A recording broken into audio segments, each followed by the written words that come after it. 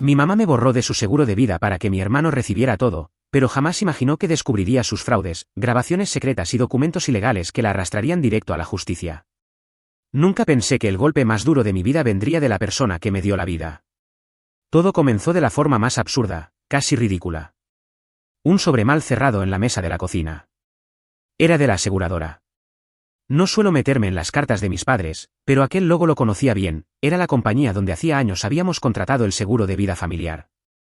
Sentí un cosquilleo extraño en el estómago, una mezcla de curiosidad y desconfianza. Abrí el sobre. El documento era frío, impersonal, pero lo que decía era como un cuchillo entrando en mi pecho, habían cambiado al beneficiario principal del seguro de vida de mi madre. Ya no era yo. Solo figuraba el nombre de mi hermano. Al principio pensé que debía ser un error administrativo. No tenía sentido. ¿Por qué alguien borraría mi nombre de un seguro que había estado siempre dividido de manera equitativa? Pero esa vocecita en mi cabeza, esa que tantas veces intenté callar, me susurraba lo que no quería escuchar: tu madre lo hizo a propósito. Llamé inmediatamente a la aseguradora. Fingí ser mi padre, con su número de cliente, y logré que me confirmaran los cambios recientes. No había error. Fue mi madre la que personalmente solicitó la modificación, retirándome del contrato y dejando a mi hermano como único heredero de la póliza. Cuando escuché esas palabras, sentí que me arrancaban el aire de los pulmones. Recuerdo que me quedé en silencio varios segundos, con el teléfono pegado a la oreja, mientras mi cabeza daba vueltas. La persona al otro lado seguía hablando, pero yo ya no entendía nada. Una frase rebotaba como eco: te borraron como si no existieras. Esa misma tarde confronté a mi madre. Tenía el documento en la mano, arrugado por la rabia, y se lo puse sobre la mesa.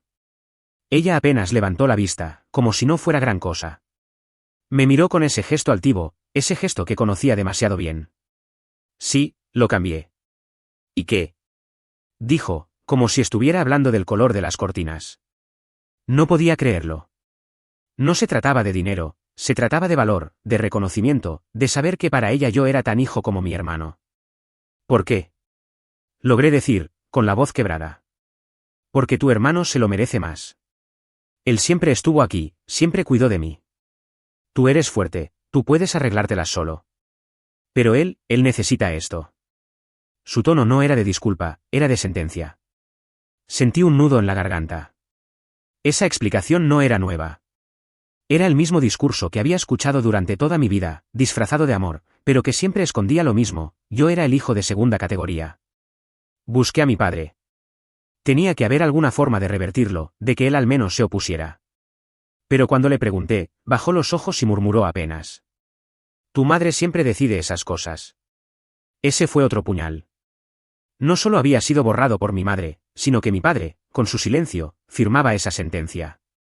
Me quedaba solo en la pelea. Esa noche no pude dormir.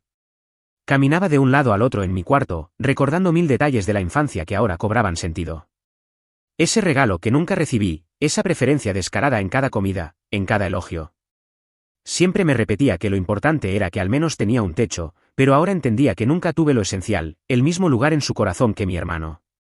Lo más doloroso fue la forma en que lo dijo. Con esa tranquilidad, con esa seguridad de que hacía lo correcto. Como si yo no existiera. Como si mi vida valiera menos que la de mi hermano. Esa fue la primera vez que sentí un odio profundo hacia ella. No era un enojo pasajero, no era un berrinche. Era un dolor que se transformaba en furia. Y junto a esa furia nació una promesa silenciosa: no iba a dejar que me enterraran vivo en mi propia familia. La traición estaba hecha. No había vuelta atrás. Pero lo que mi madre no sabía era que, al borrarme de ese seguro, había encendido algo dentro de mí que ya no podía apagar. Porque si me quería fuera, si quería que yo no existiera, entonces iba a obligarla a ver lo mucho que existo. Y juro que no descansaría hasta que pagara por cada palabra y cada decisión con las que me hizo sentir invisible. Ese fue el inicio de todo. Ese fue el día en que mi propia madre dejó de ser madre para convertirse en mi enemiga. Cuando descubrí lo del seguro, algo dentro de mí se rompió, pero no fue una ruptura silenciosa. Fue como si todos los recuerdos que había enterrado salieran disparados a la superficie. Empecé a ver mi infancia y mi adolescencia con otros ojos, como si de pronto todas las piezas encajaran en un rompecabezas envenenado. Me acordé de los cumpleaños. Siempre había una diferencia. A mi hermano le llenaban la mesa de regalos, pasteles gigantes, invitados, hasta payasos contratados alguna vez. Yo, en cambio, recibía una torta pequeña, comprada a última hora, con apenas 2 o 3 amigos porque no había presupuesto. En su momento lo aceptaba, porque era un niño y creía en las explicaciones de mi madre. Pero ahora entendía, nunca fue falta de dinero, fue falta de ganas. También recordé cuando llegó el momento de elegir la universidad. Yo había soñado toda mi vida con estudiar en otra ciudad, quería salir, crecer, buscar mis oportunidades. Pero de pronto, sin que yo lo supiera, mi madre intervino con llamadas y trámites que me cerraron las puertas de una beca. Me obligó a quedarme en la ciudad con la excusa de que aquí también hay buenas universidades y no quería perderme de vista. Pero a mi hermano, en cambio, le pagó un máster carísimo en el extranjero, orgullosa de contar a todo el mundo que él iba a ser alguien grande. Las piezas se encajaban una a una, y cada recuerdo era como veneno que me recorría las venas. Hablé con mi padre, intentando encontrar consuelo. Le pregunté si sabía de todas esas manipulaciones, si estaba de acuerdo con que siempre se me empujara hacia atrás para que mi hermano brillara. Pero él solo suspiró, con esa cara cansada de hombre que había renunciado hacía años. Tu madre siempre pensó que tú ibas a salir adelante sin ayuda, me dijo. Lo dijo como si fuera un cumplido, pero para mí fue la confirmación de lo que ya intuía, nunca me dieron nada porque jamás pensaron que yo mereciera recibirlo. Los días siguientes me volví insoportable. No podía dejar de pensar en la injusticia, y la rabia me consumía. Mis amigos lo notaban. En una salida, uno de ellos me preguntó qué me pasaba.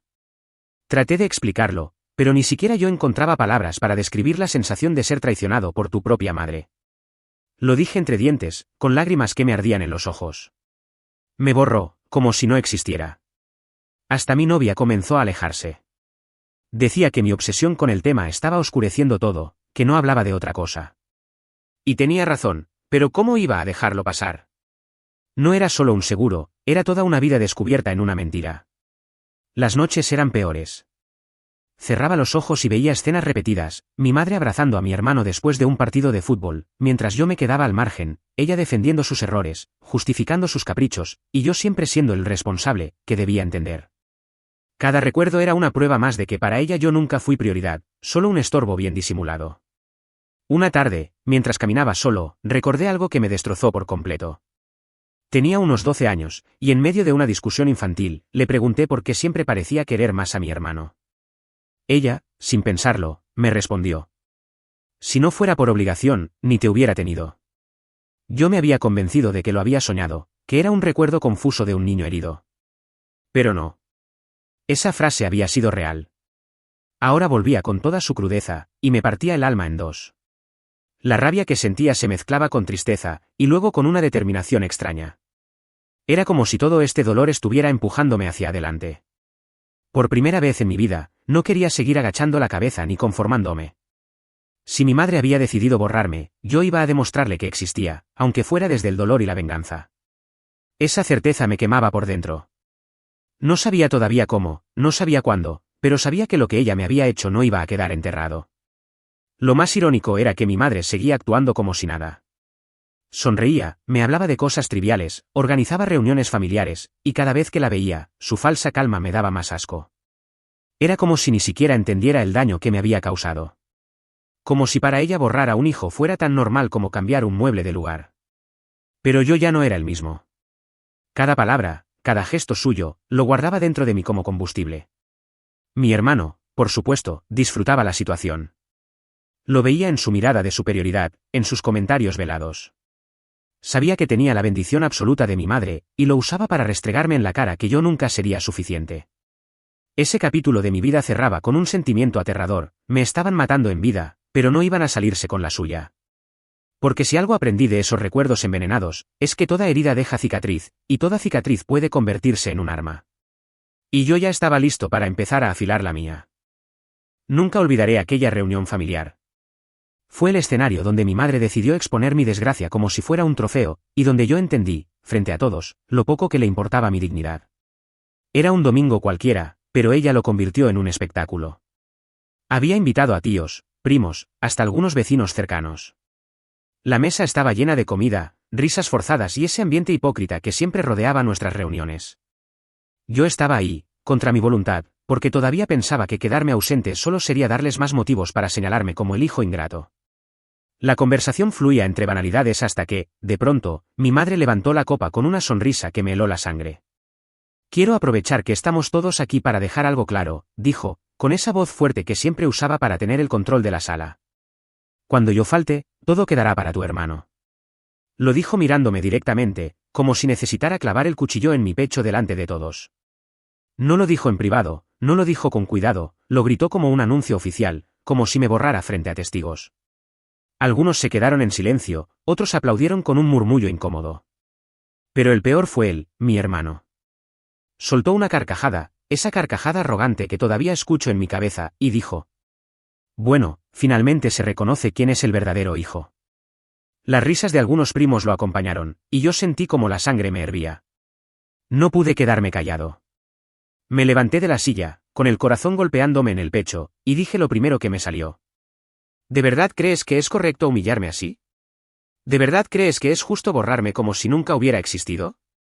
Mi madre me interrumpió de inmediato, con esa frialdad que usaba para desarmarme. Lo que no soporto es tu actitud de víctima. Siempre has tenido todo lo que necesitabas. Si no puedes soportar que tu hermano reciba lo que merece, el problema es tu envidia. Sentí como mis piernas temblaban, no de miedo, sino de rabia.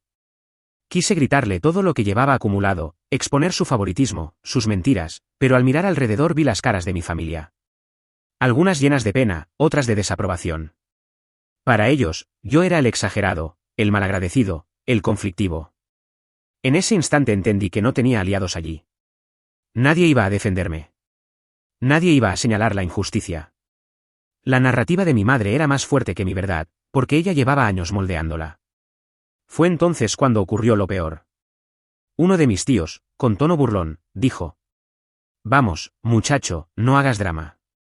Al fin y al cabo, tú siempre fuiste el independiente, ¿no? Las risas se multiplicaron. Cada carcajada era una bofetada en la cara. Mi hermano me miraba con burla, disfrutando cada segundo de mi humillación. Y mi madre, con su copa en alto, tenía esa sonrisa satisfecha que me atravesaba el alma. No aguanté más. Tomé mis cosas, me levanté de la mesa y salí. Caminé sin rumbo, con los ojos ardiendo y las manos temblando. Afuera, el aire fresco me golpeó como un recordatorio, estaba solo. Totalmente solo. Pero en medio de esa soledad, algo se encendió dentro de mí. Una promesa silenciosa: nunca más me pondría en una situación donde me hicieran sentir así. Nunca más iba a darles el placer de humillarme sin consecuencias. Mientras caminaba, recordaba la escena una y otra vez, cada palabra, cada risa. Y con cada recuerdo, el dolor se convertía en fuego, un fuego que me consumía pero que también me daba fuerza. Esa noche, frente al espejo, me vi distinto. Ya no era el hijo obediente, resignado, el que aguantaba en silencio. Algo había cambiado. La rabia se había convertido en un arma, y estaba listo para usarla. Porque si mi madre quería un espectáculo, yo iba a dárselo. Pero esta vez sería ella quien terminaría de pie frente a todos, desnuda en su mentira, incapaz de ocultar la vergüenza. La humillación que sufrí esa tarde no sería el final de la historia. Sería el inicio de mi venganza. Y aunque todavía no sabía cómo, ya lo había decidido, mi madre iba a pagar por cada palabra con la que intentó borrarme. Me juré calma. Juré parecer derrotado. Fue la primera mentira que tuve que aprender a decir con naturalidad para poder construir la venganza. Por fuera fingí que aceptaba el papel que me habían impuesto, el hijo independiente, que no necesitaba nada de la familia. Por dentro, cada hora se transformaba en trabajo silencioso. No quería gritos ni enfrentamientos improvisados, quería pruebas que cortaran la mentira de raíz. Lo primero fue hablar con alguien del que no tendría que dudar, un amigo de la universidad que hoy era abogado. Lo llamé una noche sin dormir y le expliqué entre respiraciones entrecortadas lo del seguro. No le di dramatismos gratuitos, le enseñé el documento y le pedí, con voz dura, que me dijera si había algún camino legal. Fue su profesionalismo lo que me dio aliento: hay indicios de fraude, pero necesitamos pruebas, firmas, correos, testigos, sin eso, tu madre puede narrar su versión y la gente creerá su versión. Me dijo lo que en el fondo ya sabía: la verdad sola no basta, hay que demostrarla. Empecé por lo más frío: documentos. Pasé un fin de semana entero en la basura de la casa, en la vieja caja de papeles de mi madre, sacando sobres, facturas antiguas, contratos que ella guardaba sin orden. Encontré recibos que no cuadraban, transferencias a cuentas cuyo nombre no reconocía, comprobantes de pagos a oficinas que parecían ser de gestoría. Eso me puso sobre la pista de que el movimiento no había sido improvisado, sino pensado y planificado. El primer golpe real llegó cuando conseguí una copia de la solicitud de cambio de beneficiario enviada a la aseguradora. La firma no era mía, pero tampoco encajaba con la caligrafía que yo recordaba de mi padre. Era una falsificación profesional. Me sentí mareado, alguien había tomado mi identidad en papel y la había arrancado de mi vida. Le llevé eso al abogado, y mientras él lo examinaba, yo sentía que la rabia se metamorfoseaba en una especie de disciplina fría. Tenía que recoger todo, cada detalle. Hablamos con la aseguradora con una estrategia. No saldríamos a gritar acusaciones, pediríamos revisiones formales, cadenas de custodia, registros de llamadas. Para mi sorpresa, la compañía respondió con torpeza. Hubo un empleado que recordó haber recibido presiones de una señora mayor que insistía en que el trámite fuera rápido. Conseguimos el nombre del empleado, y con mucha cautela, una grabación parcial donde se escucha una voz femenina, mi madre, exigiendo hacerlo ya, sin problemas. Esa grabación fue como una luz potente en la niebla, no solo era una solicitud, era presión directa. Pero aún faltaba algo que me partiera en dos. Mientras revisaba archivos bancarios, encontré una transferencia reciente de mi madre a la cuenta de mi hermano por una cifra que no tenía sentido. Era como si le hubiera adelantado parte de lo que esperaba recibir. ¿Por qué adelantar? ¿Por qué comprometer su futuro económico ahora mismo? La respuesta apareció en un sobresellado que encontré entre papeles de la funeraria. Sí, ella guardaba correspondencia con establecimientos que organizan testamentos y pólizas. Dentro, una copia de un poder notarial simple. Mi padre había firmado un documento donde renunciaba expresamente a cualquier objeción sobre cambios en la póliza para evitar conflictos en el futuro. La firma era suya. La letra asterisco parecía asterisco suya. No podía creerlo. Él, el hombre que me había dicho que tu madre siempre decide con aire de resignación, no era solo resignado, había firmado para facilitar el borrado. Lo sentí como una traición distinta, más dolorosa porque venía del sitio donde esperaba protección. Guardé el papel con manos que me temblaban y llamé a mi abogado. Le dije, aquí hay algo más. Mi padre no es inocente. Su silencio al otro lado fue un golpe seco. Necesitábamos testigos y, si era posible, declaraciones que pudieran confirmar coacción. Hablé con la prima que trabajaba en un banco, ella me dio pistas sobre cómo operaban las gestiones internas y quiénes eran más propensos a aceptar presiones familiares. Con su ayuda conseguimos acercarnos a un empleado de la aseguradora que aceptó, a cambio de anonimato y algo de dinero, contar detalles. Sí, mi madre había ido personalmente, sí, había hablado con un ejecutivo en un almuerzo, sí, pidió que los papeles no pasaran por demasiados controles. Era más de lo que había soñado conseguir. Mientras tanto, intenté un juego psicológico, me hice el derrotado en casa. Sonreía en la mesa, fingía indiferencia. Mi madre se pavoneaba. Mi hermano se sentía seguro. Quería que se confiaran, que bajaran la guardia y hablaran como siempre lo hacían. Me sorprendió cuánto me costaba esa farsa, fingir que no me ardía todo por dentro requería una disciplina cruel. Pero valía la pena. Porque en una tarde de esas, mi padre habló demasiado. Lo escuché discutir por teléfono con alguien en el patio, su voz, quebrada, decía cosas como no quería hacerlo, pero ella me presionó, dijo que si no firmaba. No pude evitar acercarme y grabar, con el teléfono escondido, sus palabras. La grabación fue otra pieza, no solo había renunciado el papel, había admitido haber cedido por miedo. Con todas estas pruebas, firma falsificada, la grabación de la aseguradora, la transferencia a la cuenta del hermano, el poder notarial firmado por mi padre, y la confesión grabada, construimos el denso expediente que mi abogado llamó el dossier. Era pesado en la mesa de mi sala, pero era más pesado en mi pecho, ahí estaba todo lo que necesitaba para desmantelar el relato familiar que durante años me había ahogado. Tenía la trampa preparada, ahora faltaba tirar del hilo en el momento exacto. Esa semana me comporté como el hijo que aceptaba su muerte simbólica. Mi madre continuó con la seguridad de siempre, mi hermano siguió burlándose con pequeños comentarios delante de sus amigos, mi padre miraba hacia otro lado. Pero, en el fondo, algo había cambiado, la casa donde antes jugaban con mi dignidad ahora guardaba mi evidencia. Y yo lo sabía. La reviravolta llegó al revisar, casi por casualidad, un sobre que creía insignificante, una carta certificada a nombre de mi madre fechada apenas un mes antes de la solicitud del cambio. En el interior, un documento de la propia aseguradora confirmando que, por ley, cualquier cambio significativo debía ser notificado también al titular de la póliza del cónyuge. Y, lo más inquietante, una nota manuscrita pegada en el margen con la letra de mi madre que decía, lo arreglé. Hace falta que papá no diga nada. Ya está todo pagado. Esa última frase retumbó como un trueno, pagado. Alguien había pagado para que mi nombre desapareciera, alguien había comprado silencio o complicidad. Tenía la certeza de que no era solo el capricho de una madre protectora, había sido un plan frío y calculado, con billetes y promesas detrás. Me quedé sentado largo rato, sintiendo esa mezcla conocida de rabia y alivio. Había armado la evidencia, y con ella, la llave para abrir la puerta de mi venganza. Pero la sorpresa final todavía me esperaba. Entre los papeles había una factura a nombre de mi hermano por una suma enorme y un concepto lacónico: gestión confidencial. Mi hermano no solo recibía el beneficio, aparentemente había financiado parte de la maniobra. Respiré hondo. La casa que creía conocer se desarmaba, y las piezas señalaban a dos culpables que jamás imaginé que estarían en el mismo bando, mi madre y mi hermano. Y mi padre, más quebrado que cómplice, había sido el puente que permitió la traición. Sostuve el dossier contra mi pecho y supe, por primera vez desde que descubrí la carta en la cocina, que tenía poder. Poder para desnudar, para humillar, para exigir justicia. Pero también supe que, al usarlo, rompería para siempre la última red de apariencias que nos sostenía. La noche terminó con una decisión firme: había llegado la hora de hacer público lo que estaba oculto. No con escándalo barato, sino con pruebas que dejaran a la familia sin excusas. Cerré la carpeta, apagué la luz y, mientras me sentaba en la oscuridad, recordé la voz de mi madre en la grabación: hazlo ya, sin problemas. Aquella frialdad se me quedó en la piel como un desafío. Y entonces, entre respiraciones contenidas, pensé en la escena en la que la haría caer. En la humillación que me debían. En la justicia que no sería legal sino emocional, total y pública. Convencé a la familia para una comida de reconciliación.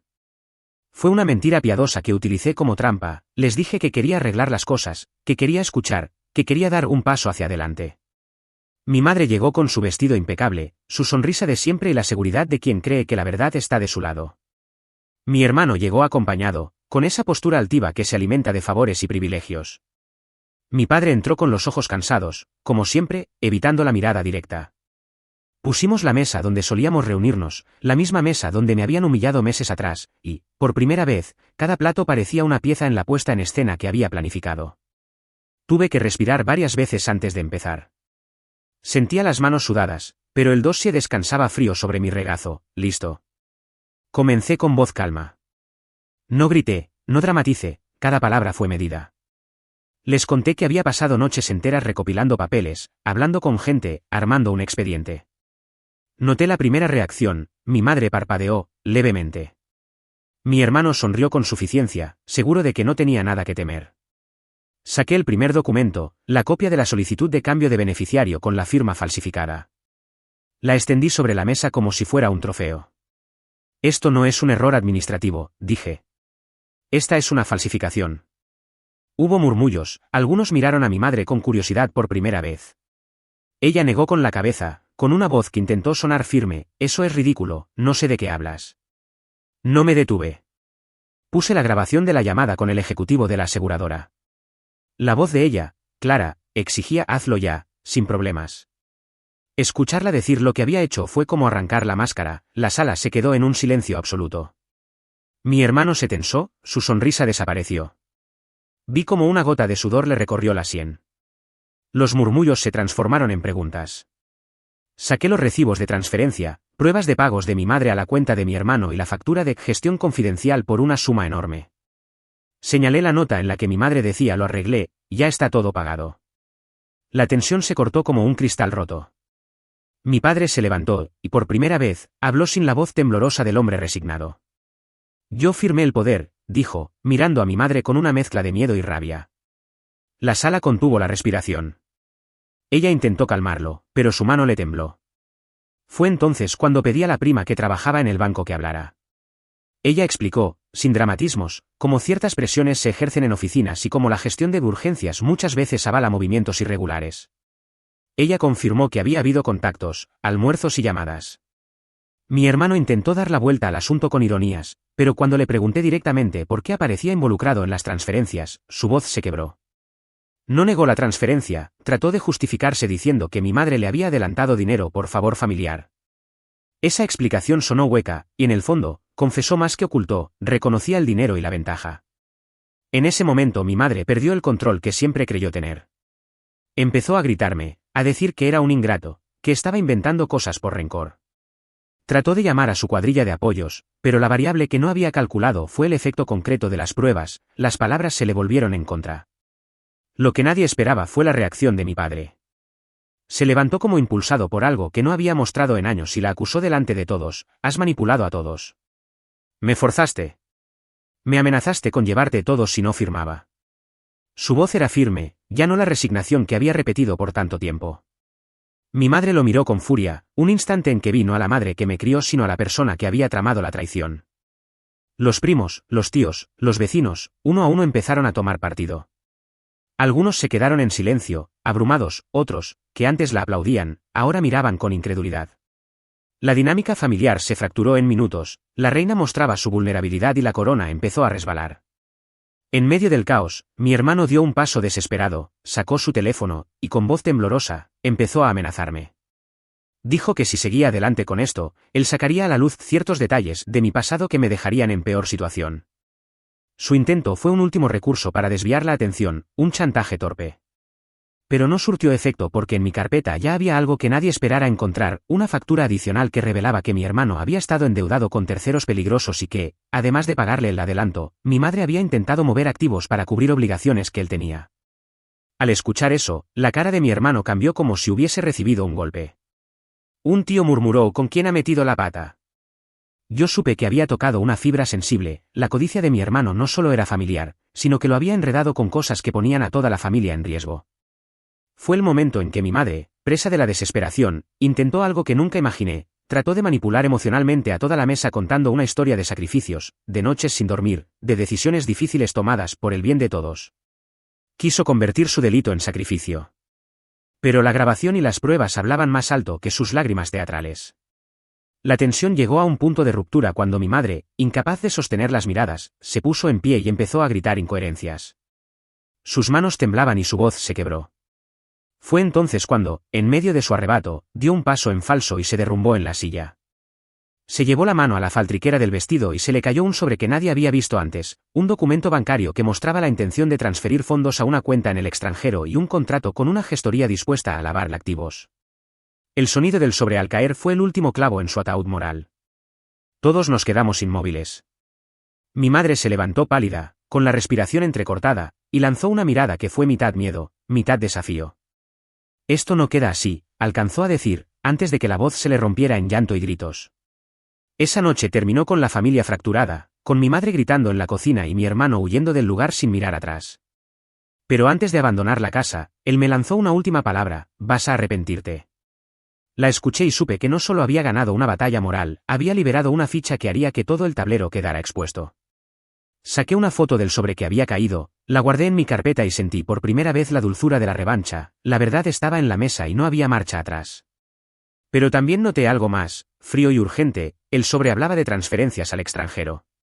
Si eso se verificaba, las consecuencias no serían solo familiares o morales, podrían ser legales y penales.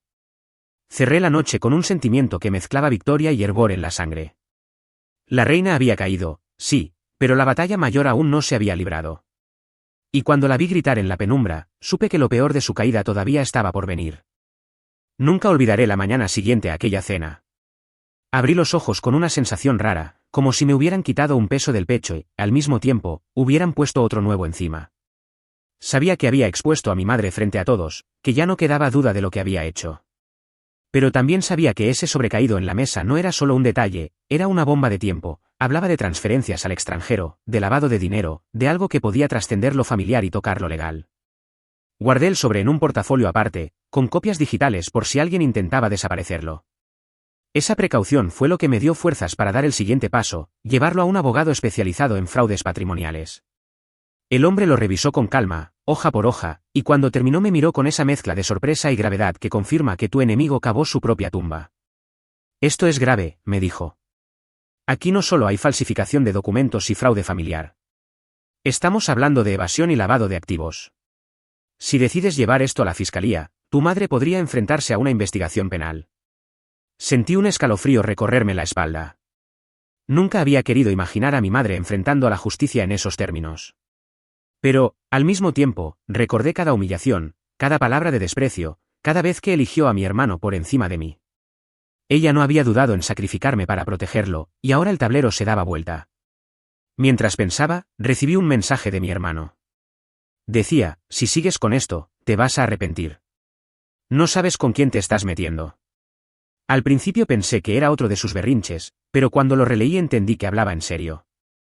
El dinero que debía, esas conexiones turbias que había dejado entrever, lo vinculaban con personas que podían ser realmente peligrosas.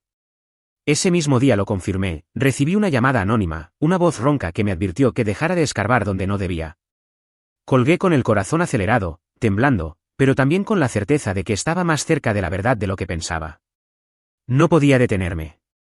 Entonces tomé una decisión drástica, en lugar de ceder al miedo, llevé todo el expediente directamente a la fiscalía. Entré con el portafolio en la mano, entregué cada documento, cada recibo, cada grabación. Firmé mi declaración con la seguridad de que no había vuelta atrás.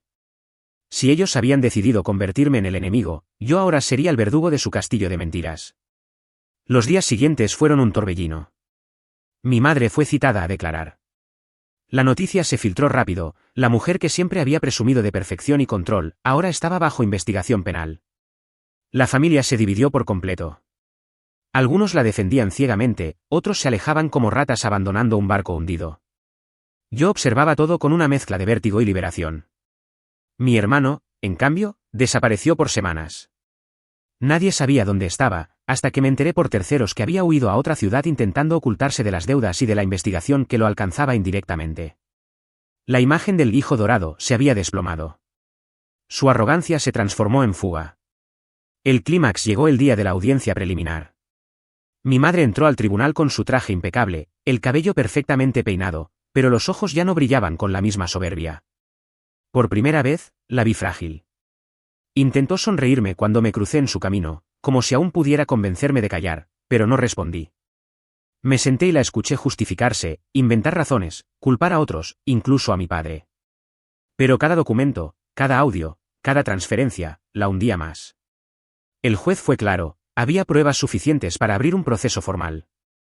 En ese instante, mi madre bajó la cabeza. La reina había perdido su trono, no solo frente a la familia, sino ante la justicia. No voy a mentir, parte de mí se quebró al verla así. Era mi madre, después de todo. Pero otra parte, la más herida, la más maltratada por años, sintió algo parecido a la redención. Ella me quitó del seguro de vida para darlo todo a mi hermano, creyendo que yo no valía nada. Y ahora estaba pagando el precio de su codicia. Los meses siguientes fueron un carrusel de juicios, audiencias y testimonios. Yo seguí firme, con el apoyo de mi abogado. Mi madre enfrentó sanciones económicas enormes, y aunque logró evitar la cárcel gracias a acuerdos y contactos, su imagen quedó destrozada. La mujer que controlaba cada reunión familiar terminó aislada, sin poder levantar la voz porque todos sabían lo que había hecho. Mi hermano, arruinado por sus deudas y expuesto públicamente, terminó aceptando trabajos que jamás hubiera imaginado, viviendo en la sombra de lo que alguna vez fue su arrogancia. Ya no era el hijo perfecto, era un hombre perseguido por sus propios errores. Yo, en cambio, encontré algo más valioso que cualquier seguro, encontré mi voz. Aprendí que no se trata solo de soportar las injusticias familiares en silencio, sino de enfrentarlas con pruebas, con coraje y con la determinación de no dejar que te borren de tu propia historia. Hoy escribo esto con una mezcla de dolor y alivio. Perdí la madre que creía tener, pero también me liberé de una cadena que me asfixiaba desde hacía años. Me quisieron sacar del mapa, reducirme a nada, y al final fueron ellos quienes se derrumbaron bajo el peso de sus propias mentiras. La justicia no siempre llega en forma de cárcel o castigo legal. A veces llega en forma de verdad revelada, de máscaras arrancadas, de silencios rotos. Y en mi caso, llegó como un acto de justicia emocional que me permitió levantar la cabeza y decir, yo gané, no ellos. Porque al final, aunque me sacaron del seguro de vida, fui yo quien heredó lo más importante, la libertad de no cargar más con sus mentiras.